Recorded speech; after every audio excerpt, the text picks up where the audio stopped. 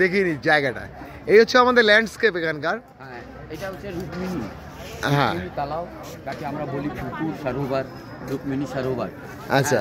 এইদিকে আছে পঞ্চমুখী মহাদেব, প্রাচীন। ওটা হচ্ছে একটা শিলা আছে, ওটা মহাদেবের 5টা মুখ করে আছে, পঞ্চমুখী মহাদেব। যাবেন, যাবার ইচ্ছা থাকলে যাবেন। এখন এসছেন তো ওটাও দেখে নেবেন। হ্যাঁ হ্যাঁ, পিছনে যে মন্দিরটা দেখা যাচ্ছে ওইটা, তাই তো? এটা হচ্ছে রুক্মিণী সরোবর। হ্যাঁ, এখানেও পিণ্ডদান হয়। গয়া ধামে 44টা বেদি আছে। 44টা বেদিতে একটা বেদি এটা হচ্ছে, একটা বেদি অক্ষয়বট হচ্ছে, মংলা গৌরী, ব্রহ্মজনী, সীতাকুণ্ড, বিষ্ণু মন্দির, গয়াশির বেদি, প্রেতশিলার, হ্যাঁ, গয়ালাল বেদি, অনেক জায়গায়, গায়ত্রী ঘাট। হ্যাঁ, এগুলো মিলিয়ে 44টা বেদি আছে, যেটা তোমার যে ওই মহলের সময় 15 দিন থেকে কাজ করে যায় লোকরা। যার 15 দিনের কাজ থাকবে ওরা 15 দিন ইচ্ছা আছে করতে। যারা 3 দিনে, যেমনি কি 3 জায়গায় কাজ করে তোমরা যাবে, অমনি করে যাবে। কিন্তু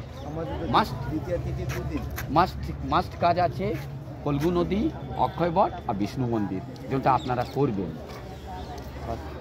যারা আছে বাইরে দিয়ে, যারা এখানে টাকা পয়সা খরচা করে 15 দিন 44টা বেদি নিজের পূর্বজের নামে করতে যাবে, ওরা করে যায়। তো এইটাও একটা বেদি হচ্ছে, এখানেও পিণ্ডদান একদিন হবে 15 দিনে। আর এইদিকে অক্ষয়বট হবে, মংলাগৌরী হবে, ব্রহ্মজনী হবে, প্রেতশিলা হবে, রামশিলা হবে।